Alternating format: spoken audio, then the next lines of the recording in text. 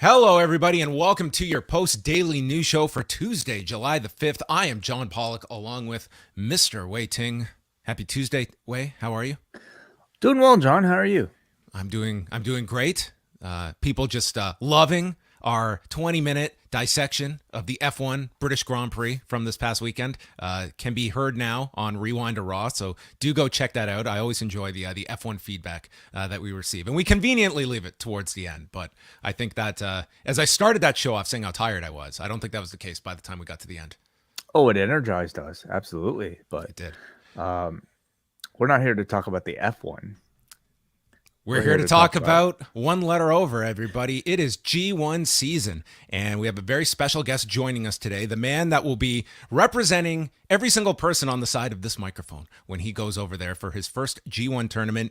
You hear him every week on the Wrestling Observer site alongside Brian Alvarez, joining us here at Post Wrestling on the Daily News Show, Filthy Tom Lawlor. Hello, Tom.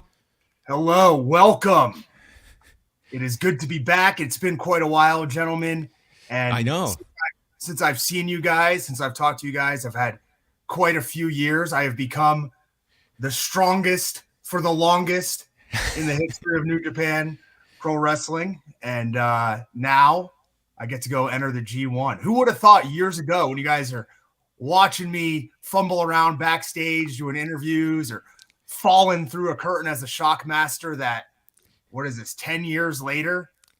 I want to share this one story that when Wai and I were with the Fight Network and we went to Montreal for UFC 158, and they sent us there early in the week, and we're chatting with just fighter after fighter as they arrive. And Tom gets in there, I want to say on like a Tuesday night, and you come in, and I remember you just get down and you start doing push-ups, and then somehow we get talking about WWE, and I just jokingly said, "Oh, you must have, a question about Raw the night before." And your response was, "Oh yeah, I watched the entire thing." And I was not aware of how fully into it you were at that point. And that was the week of the Grand Shockmaster entrance at the weigh-ins that myself, Ariel Helwani, Wai, and Ardo Cal, we all got it instantly. And there were a lot of confused faces around us in the media area.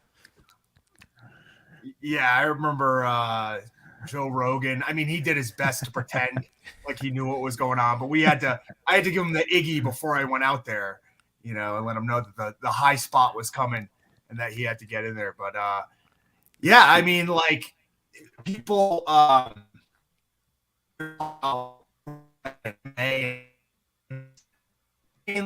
on. Tom, you're breaking up a little bit there, just with their audio. So maybe we'll give a second to let that lag through. You might be frozen completely right now, so we might have our own Shockmaster entrance here on Post Daily News. So maybe we'll get you to log out and then jump back into the room, Tom, if you don't mind leaving the studio, if you can hear me, and then jumping back. We really jinxed it by discussing the Shockmaster right off the top with really with Tom. But yeah, we will be chatting a bit more with Tom about the G1. This, of course, will be his first G1 that is kicking off later this month, and we will have 4 blocks. 28 people in this year's G1, and this is a good time as we have this break to remind people that our G1 contest is open and free for everybody to join, and you can make your picks for every single match in the G1 by going to postwrestling/G1. So it's free to join. The deadline to enter is Friday, July the 15th, and then throughout all of our G1 podcasts on the Post Wrestling Cafe, we will be doing updates on the standings of how all of the Post listeners are doing. And if you win this, it's a crowning achievement in your life. If you ever get a Wikipedia page, winning this contest would be front and center in terms of awards and accomplishments in one's life. It's as good as winning the actual G1, I'm sure. I would say bigger. To say that you were able to prognosticate at such a high rate among other wrestling aficionados and to win. Maybe Tom wants to join the contest. I think that would be a first to have someone in the tournament actually part of the. That might be a conflict of interest, though. Yeah, I'm going to say that probably... Though I would imagine he has no idea how this thing is booked. Absolutely no idea. It's a very close, small circle that I think Ghetto is letting in on where things are going. Yeah. Like you've had guys in the past that have literally talked about like midway through the tournament, like not knowing where it's going, and it's sort of like a need to know basis when you're getting deeper into the tournament and where you're going, how many matches you're going to be doing, what kind of stories you're going to be telling as well. Like it's it's the most intricate tournament in terms of laying it out and crossing your fingers that there's no injuries to interrupt things and that all goes according to plan. Yeah, I would have to say statistically, it might be more difficult to win this post wrestling predictions contest than being one of 28 people and winning the G1. So get your votes in right now. We'll be accepting entries for at least the next week, if not a little bit longer than that. And then, all getting set for exclusive G1 coverage here at postwrestlingcafe.com over the next 2 months. So it'll be John, myself splitting duties, as well as a number of our contributors, including Karen Peterson, W.H. Park, Mike Murray, and Bruce Lord will also be joining us on a number of shows. So it'll be a team effort, and I'm looking forward to hearing and talking about the G1 with everybody. All right. So we are trying to reconnect here with Tom Lawlor. So stand by as we will be venturing to reconnect with one Tom Lawlor. But yes, so the G1 contest is open. The podcast will be beginning on July the 16th with all of those great contributors joining us. And as well, we can quickly talk about what is coming up tonight with NXT's Great American Bash Show. This is their big, I guess, monthly event that they have been promoting towards with Braun Breaker and Cameron Grimes in the main event. And I think this is a rather interesting title match, the way they set it up last week. And going into tonight, I think we could get a very quality main event out of Braun Breaker and Cameron Grimes. It's the match I'm looking most forward to on tonight's show. Yeah, certainly. I think you're talking about this Braun Breaker experiment is still very much a test for himself and really NXT 2.0 at large. I mean, he represents the success of the entire brand, and thus far, I think he's completely over delivered. And I certainly feel like today, with like a veteran like Cameron Grimes, I think he'll do really well. And it's also, of course, a big test for Cameron Grimes as well, being in a big championship match. I don't see him winning the championship. In fact, I wonder if Cameron Grimes would be somebody that they'd be taking a serious look at moving up to the main roster, because I don't think he has that much to gain, with the championship reign in NXT. But and at that point, what else do you do with him but to move him up? So maybe that'll be the case. The rest of the card sees Carmelo Hayes defending the North American Championship against Grayson Waller. The Creed brothers will take on Damon Kemp and Roderick Strong of the Diamond Mine for the NXT tag titles. Gigi Dolan and JC Jane defending the women's tag titles against Cora Jade and Roxanne Perez. And rounding out the card is Tiffany Stratton against Wendy Chu and Wesley against Trick Williams. Yeah, no, I'm looking forward to it. I'm looking forward to the show. I think to me, like NXT 2.0 is just always interesting to watch, just to kind of see a progression of talents, to see how much they've improved. And especially this Damon Kemp and Roderick Strong versus the Creed brothers. That actually looks that tag match has a lot of promise to it. I think the Creeds have a certain something with the audience, and they progressed, quickly. They're still very inexperienced, but I think they've had a lot of fun matches, and being in there with, especially with Roderick Strong sort of quarterbacking this thing, they've got a story attached to it as well. So I think like the upper half of this card looks really interesting in terms of like the baseline of what we've seen for NXT week in and week out. So, shall we try one more time with Tom? Yes, let us reconnect here with Filthy Tom Lawlor, who is back with us now as we are getting set for the G1. So I want to just go back, Tom, and how long has this sort of been in the works in terms of a G1? Has this been something that we're talking months or even like past year of something that has been kind of in limbo with the whole pandemic and everything? Tell us a little bit about how the ball got rolling for this. Well, John, and sorry, get out of the shot fast. Well, sorry about that. Honestly, I don't know the answer to that question. If you look at the promotional material for Wrestle Kingdom this past year, there were like installations and graphics that were put out where I was on these graphics. I was on some of these posters. I was on like the 50th anniversary installation that they had down at the Dome, I think. So I'm assuming that at some point there was thought about maybe bringing me over there, maybe defending the strong title or something on the undercard. But, with the way things have been in Japan, with things kind of like they'll open up a little bit and then there'll be another shutdown. I don't think that the ball ever really got rolling too far on that. I received my visa like the day that I was announced for the G1. Wow. Wow. I got the visa in the mail. And this process takes a few months now. And you're seeing, I believe it's like Willow Nightingale, Ridgeway from Noah. I saw he didn't get his visa.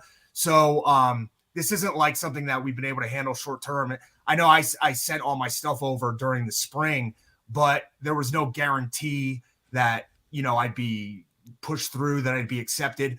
Once I kind of saw some of the guys being announced for the Best of the Super Juniors, then I was a little bit more optimistic. But there's with the way the pandemic is, right? My consulate, I live in Las Vegas, Nevada, but the consulate for me is San Francisco. You can't get an appointment. So I had to send all of my information. Like I had to call and speak to some woman who's a native Japanese speaker, and she had to give me the directions on what to do with my passport, put it in this, put it in the mail and send it off. And hopefully I'm going to get it back in the future. But luckily I can follow directions. I have a wife, so I've been trained well over the past few years, and I got the visa back, so I'm good to go. I would imagine as you're watching the announcement come down, you're probably learning for the first time, 28 people, 4 blocks. I mean, is this all news to you as it's being announced by New Japan? Yeah, all news to me. I remember that night, I believe it was the night of Dominion. Right. I say I believe, I know it was the night of Dominion.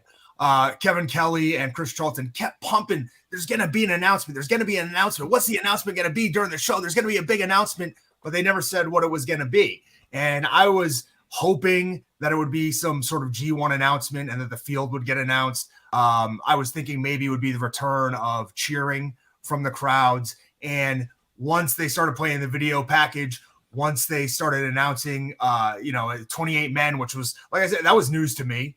Yeah, I didn't know it was going to be a 28-guy, 4-man block, 7 guys in each thing. That was information I was getting firsthand. And then to see it was Okada, Tanahashi, Tamatanga, and then, filthy Tom Lawlor. And let me just say, it was like a small dream come true. One small step forward for filthy Tom, and there's gonna be more to come. So I was very excited, but it was all on the fly. Kind of like the UFC, where you just find out who you're gonna fight when they send you the amended bout agreement when your original opponent drops out. Yeah, or Misha Tate turns on Good Morning America as she's preparing for Ronda and finds out Holly Holm's fighting her instead. Yeah. Or maybe you go on Post Wrestling and find out that you've been switched to somebody else and you're fighting somebody else now. You never know, right? So yeah, once they kind of announced it, that was when I knew I was in. Right then, Dominion. I think a lot of us who've been following your career shared that same excitement, not just to kind of see your face, but to see the face of like somebody who's not a typical New Japan, Japanese rostered talent. What are your thoughts on the new format?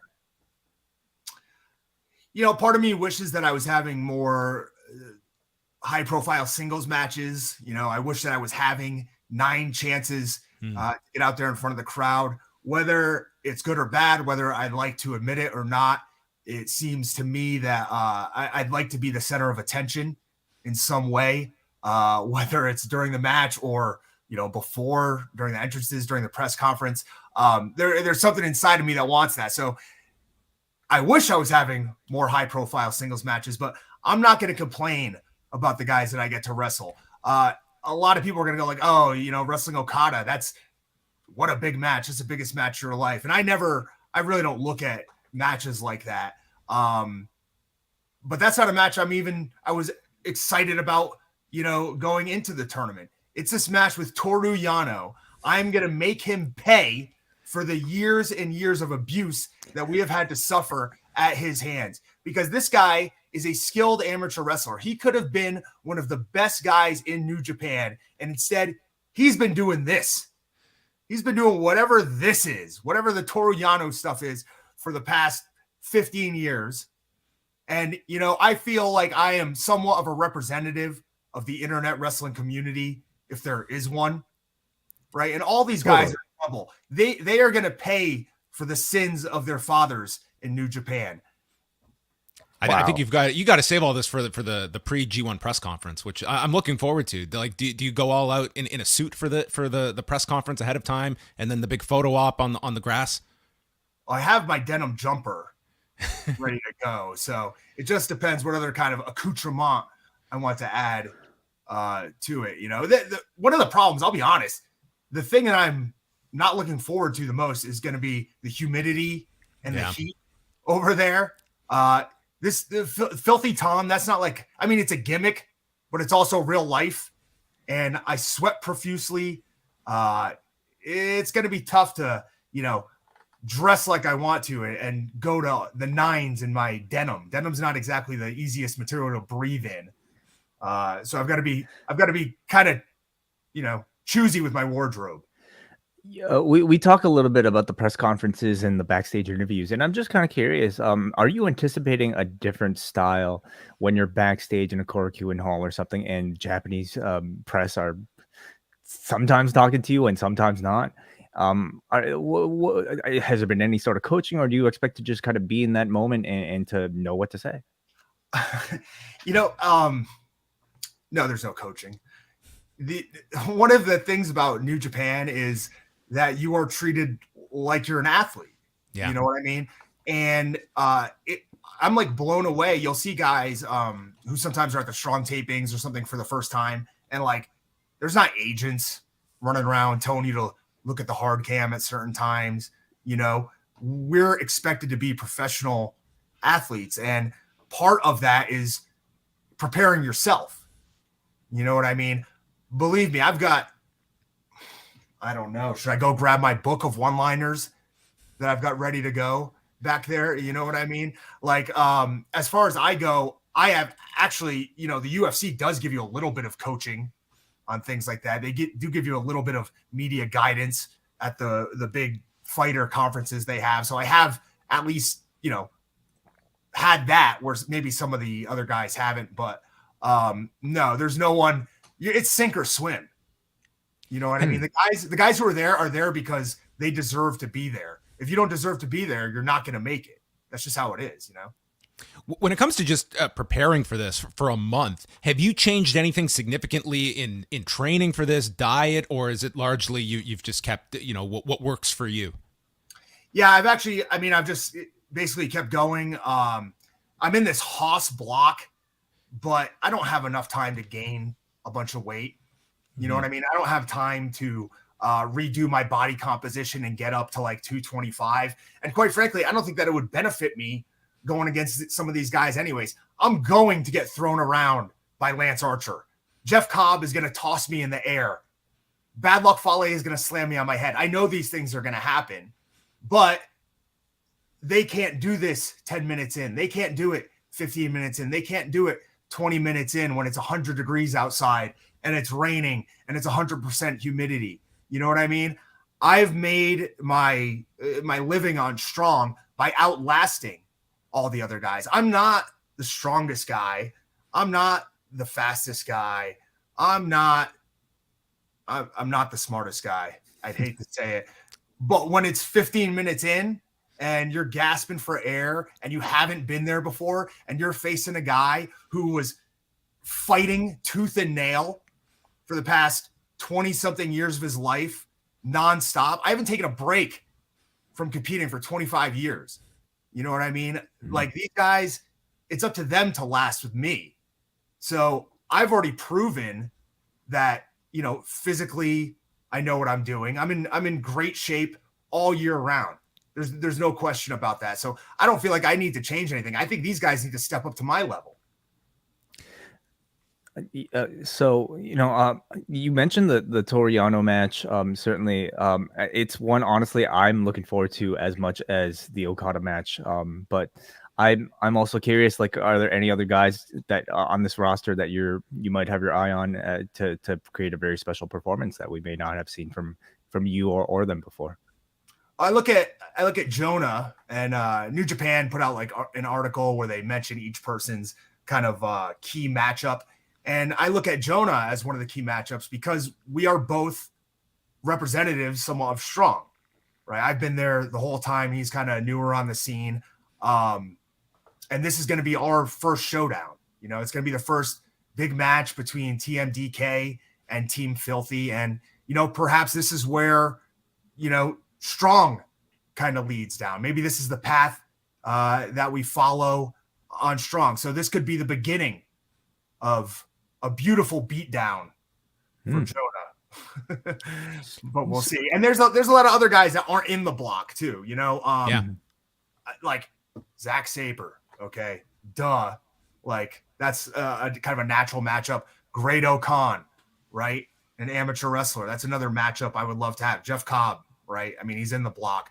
But then you have guys like Taichi, right? Trained by Kawada. Great kickboxing, great kicks. I'd love to fight Taichi. You know what I mean? There's guys like that. Goto, right? Yeah. I have been a huge Goto fan. I don't think I've cheered harder for anyone in my life in some of these matches than I did for Goto. When Goto wrestled Suzuki at the Dome for the hair, I was losing my mind. But he never gave us what we wanted. He never gave us that IWGP title win. And I'm going to make him pay for that if I get a chance. There's tons of guys. I love this. There's tons of guys that I've been watching, been waiting to get my hands on. This isn't like something new. I could go back and I could probably find a picture from ROH War of the Worlds here in Las Vegas where Bobby Fish and Kyle O'Reilly are introducing me to Tiger Hattori. You know what I mean? Yeah. Like this has been a long time coming. And TMZ was all over that. Yeah. So, you know, you are being advertised as representing Team Filthy, of course, here in this little graphic, but you're not going to have much help ringside in this tournament. So I'm just curious, do you have your eye on recruiting any members that are new members potentially for Team Filthy, or would you perhaps link yourself up with another faction that's already existing in New Japan? Well, without giving away any information, let me just say that perhaps things aren't as they seem. Perhaps I will have backup. I'm not, like I said, I may not be the smartest, right? But I'm still smarter than most of these guys. I'm not going in there blind. I'm not going in there without backup.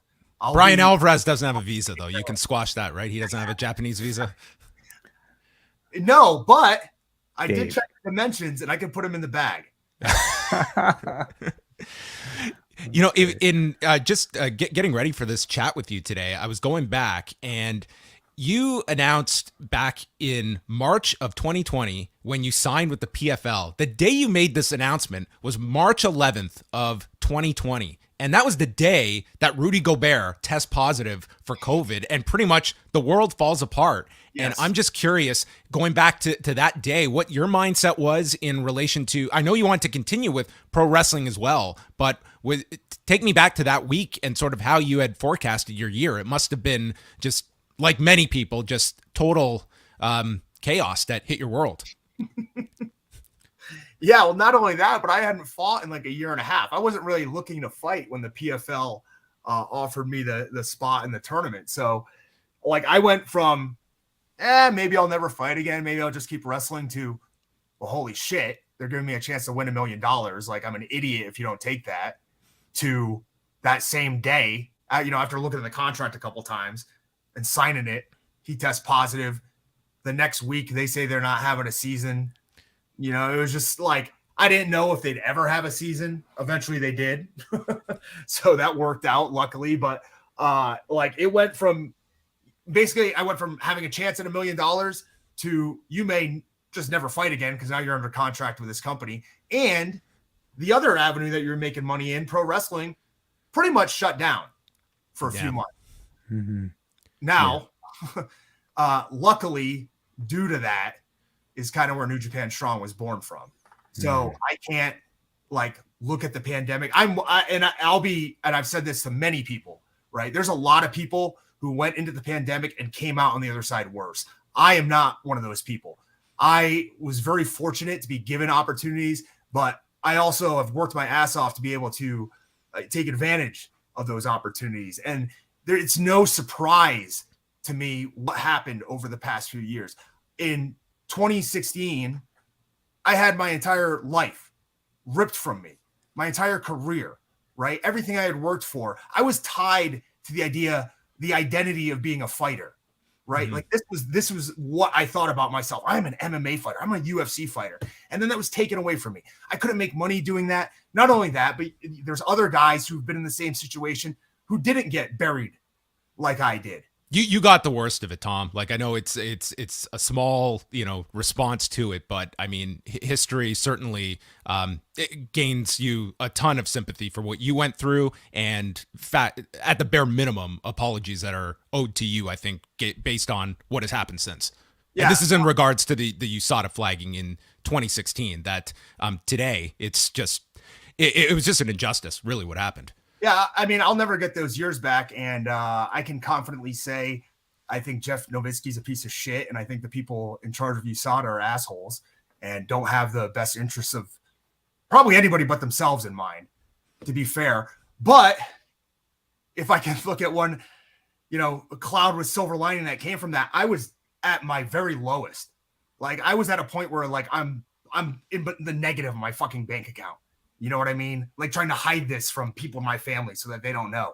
And I fought myself out of that. I worked my way out of that situation by busting my ass and being on the road week after week, working for hundreds of dollars in situations that guys who had been in the UFC making six figures, they wouldn't put themselves in that spot. You know what I mean? And I had to, for better or worse. And luckily, pro wrestling was there to save me. You know what I mean? There's been so many people who have had bad experiences due to this. And I can't negate those, right? Pro wrestling I'm sure it's ruined some lives, but mine, fortunately, is not one of those. And quite frankly, I wouldn't be sitting here happy. I wouldn't be, looking forward to the future. I wouldn't be excited about next week if it weren't for what I've had with New Japan Strong. So. And you're about to put yourself through, the biggest test, arguably, for a professional wrestler as you continue to just work your ass off in this tournament. Now, throughout the pandemic, of course, you've had to, all wrestlers have had to navigate a varied amount of crowd interaction, some none at all. Are you anticipating a difference going from live crowds potentially back to what seems to be clap crowds right now in Japan? Well, fighting on some of those early UFC prelims, fighting on the Ultimate Fighter, fighting in the PFL, not a lot of people in those stands. Sometimes there's nobody there. You know what I mean? Even at UFC 100, when I walked out Seth Petrozelli on the leash, there's probably a couple thousand people in the stands at best at the second fight on the undercard. So fighting with no crowd reaction, I'm used to that. I'm not the most exciting wrestler. I've gotten better as time has gone by, but I've been out there wrestling with no crowd reaction plenty of times. So I'm not worried about that either. And the first, year and a half maybe of New Japan Strong was kind of, the same situation, but there is a crowd there. They can make some noise. And even if they're not, even if they're not able to verbalize it, there are commentators. Mm-hmm. Right. And I can tell you from being on Strong and doing the tapings, there was times that I'm in the ring and I'm listening to Kevin Kelly, thinking about like, oh, wait a minute. He's so good. I should probably think about doing this next. You know what I mean? So there's going to be, instances in which maybe I can hear the commentators, maybe I can hear some chatter of some feet and stuff like that. It's going to be a learning process, I'm sure. But, I haven't stopped learning for 39 years. So why start Before we wrap this up, I'd be remiss not to talk a little bit about, the show with Brian Alvarez and sort of the role that show and the Wrestling Observer site also played in these years, because I would imagine there's a lot of fans that you're seeing on a weekly basis that were first introduced to you through that platform rather than the MMA circle. Yeah, I actually have kind of like a three-pronged attack with fans, because there's fans who will come to wrestling shows who are UFC fans. Like there's been fans who have literally come to shows just to see me because I was in the UFC and they watched me, or they were a big Ultimate Fighter fan, or they really liked when I punched Dave Kaplan and they thought I'm a soup. You know, there's guys who show up at indie shows for that. There are guys who are just like, they saw me wrestle and they didn't even know I fought really. And they're fans of me wrestling and they come to the shows. And then there's people who will show up at the show and they'll come up and meet me. I'll be like, hey, did you enjoy the show? They go, yeah, but we really love that show with you and Brian Alvarez. they just come up and they just start talking about Brian to me. You know what I mean? So I've been fortunate to kind of be able to work my way. I weaseled my way in by talking about the UFC first, but now I talk about pro wrestling and the UFC. So I've been fortunate enough to kind of weasel my way into the avenue. But like, I was early on in all the message boards for MMA and wrestling and that sort of thing. So I've been in the community, I guess, if you want to say, for a long time. I mean, I was on the Death Valley Driver message boards, stuff like that. I used to go read reviews online on, God, I can't even tell you the message boards of like my indie work in 2005 in Florida. So, you know, I'm not surprised like where I've ended up in virtually any aspect of life based on my prior decisions. But it's pretty cool to have, you know, all these, like, they're like different lives essentially all merging together. So will you be continuing the podcast while you're in Japan for the G1? Yeah, there's going to be something going on. Brian's kind of like dead set on just continuing the show like normal. And I'm like, dude, this is, when else are you going to have a guy on staff in the G1? Yeah. I mean, maybe Ryan Frederick. I don't know if he's been working hard and he's going to jump in there. Maybe Paul, you know what? Maybe Paul Fontaine. There you go. Fellow Canadian. Worked really hard. Yeah. Maybe he could be the Canadian representative. Well, we are really looking forward to it, Tom. This is, you know, something that, you know, coming out of the pandemic, when you look over the last number of years, like, you have really just elevated yourself. And I think that there's a lot of people that are really happy to see you part of the tournament. The G1 kicks off July 16th, and then your first singles match will be not until July 26th against Lance Archer. But all roads lead to August 2nd in Hamamatsu against Toru Yano. So that is the one to circle on your calendar. Tom Lawlor and Toru Yano. And of course, you can catch Tom Mondays with Brian Alvarez at WrestlingObserver.com. And you've got West Coast Pro this coming weekend against Jacob Fatu. Is that your send-off before the G1? That is my send-off. I'm going to win that belt. I'm going to win that big gold, and I'm going to go win a gold trophy in the G1. I'll also be on Wrestling Observer Live in like an hour and a half or something. I don't know if I'm filling in for Brian or Mike, or if I'm just on there, but I gotta earn my money somehow. I took the day off. Very cool. That'll be up at on YouTube, I believe. So Wrestling Observer, just look that up. You also have a couple super chats here from our community. DJ Convoy says Filthy Tom is going to kill it in Japan. Thank you for that, Filthy Tom. We have Rory from Australia who says, I hope Tom enjoyed Israel's entrance. Yes, we forgot to ask you about that. Tom, really would love to see you down here in Melbourne, Australia. We would love you, and you would love us here. Okay. Your thoughts? I've heard good things about Melbourne. Melbourne. Yes. How they say it. That's right. He also sends another one here, Rory. Tom, thank you for being such an amazing guy and so much fun in this crazy wrestling world. Enjoy Japan and have fun against those guys. # Team Filthy. Your thoughts on Israel Adesanya's Undertaker entrance? Yeah, when you get all the bells and whistles that the UFC attaches to it, I mean, not exactly, not a DIY entrance like Tom Lawlor. It was cool for what it is, but it's kind of funny to see everybody, you know, blowing this up when I used to get, you know, blasted by probably the same people, or these online trolls. Their dads were the ones coming after me for doing similar things, and I never really got any support from the UFC doing those. People would ask Dana, and he'd kind of scoff at it. So, what's the deal here? Is there a double standard? Is that what people are telling me? I hate to break it to you, Tom. I think there's sometimes a triple standard when it comes to the industries that are out there. But Tom, all the best in the tournament, and maybe when you're done, we can have you back on to chat about it, because looking forward to following all of these shows and seeing how you do in the A block. Yeah, thank you guys. I'd love to be back on. It's been too long, and it's good to actually talk to somebody that understands pro wrestling for once. Well, thank you very much. Thank you, Tom. Good luck in the tournament. We'll definitely do this soon. Yeah. Thank you, Send me Tom. some tips too. I gotta know. No, not money. Like about Japan. All right, We'll do. Right. We Take care, guys. will hook it up. All right, there you go. Thank you, everyone. Tom. Filthy Tom Lawlor, member of the A block for the G1 Climax. How about best comeback of the year? Tom Lawlor's connection. Oh my goodness, fantastic! I mean, if you can, this is like G1 booking. You might go on a bit of a losing slump off the top, but then you earned the points towards the end. Coming back strong. Yes, he won the block. Yes.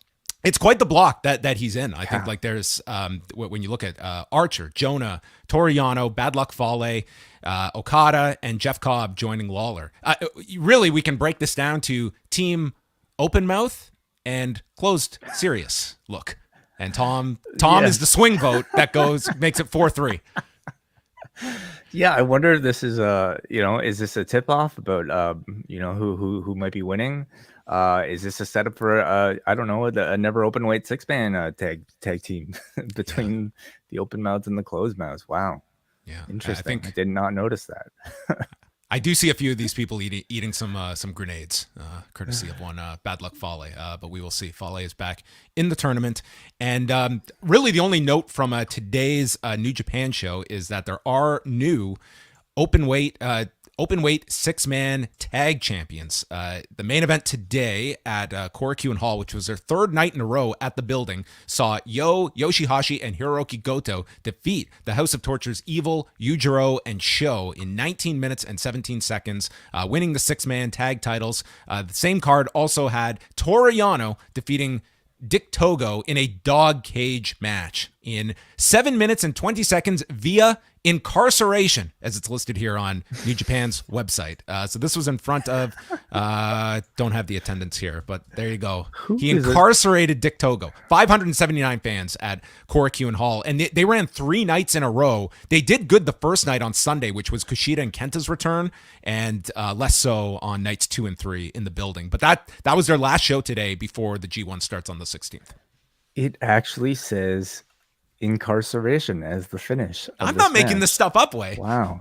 I would love to know, like, is this a direct Google translation of whatever it was, or was this Chris Charlton, who's coming up with some of this terminology? Incarceration. Come on. Yes. Well, I love it. You go. That's your homework for this afternoon, Way. You can go watch the dog chamber match. Okay. Anyway, that was a lot of fun with Tom. Do we have any more super chats before we sign off? Everything was for Tom, so he made us a ton of money. So thank you, Tom. He was the draw on this show. Coming up tonight, you can watch Up Next at 10:15 Eastern, twitch.tv/upnextpodcast. Is that correct? I believe so. Yes, it is. They're also on YouTube now. Okay, they're on both. I didn't know. They're like 20 subscribers short of like getting to 1,000, so they can actually monetize. So okay, everyone that's watching right now, open up your window, youtube.com/upnextpodcast. Go ahead, type it, see the subscribe button, hit. It's actually not Up Next Podcast. Oh my God, branding. Maybe that's why. Well, there is just search Up Next in YouTube, okay? And I don't even know if they have the ability to get a vanity URL yet. That's the issue. So let's get them there. Just search Up Next Podcast. It's just Up Next. YouTube.com/UpNext. This is a terrible ad. This is why we should not be doing these. But all right. Anyway, people are going to unsubscribe to us. They're going to go subscribe to Up Next, and then all will be right in the world. So they will be up tonight chatting about the Great American Bash. Way and I are back here tomorrow, pending any potential illnesses. Update. My daughter is feeling better. My son now has a fever. So it's a roll of the dice, everybody. It's just, I hope I'm back tomorrow. You got to quarantine yourself right now, John. We need you. Way quarantine doesn't exist in this world. Tom Lawlor up at F4W online on YouTube as well at 3:00. So go check. All right, check that out, and his mystery guest co-host, and then of course all the regular shows can be found at postwrestling.com, postwrestlingcafe.com. We're going to hit you over the head this month because the G1 shows worth the price of admission right there. We are going to have all the events covered. I think I'm going to put up the schedule at some point of all the shows we're doing and who's hosting which shows, so you can get a sense of what is coming up over the next month. So that is it for us. Thanks to everyone for joining us live or downloading the show. And this concludes your Post Daily News Show.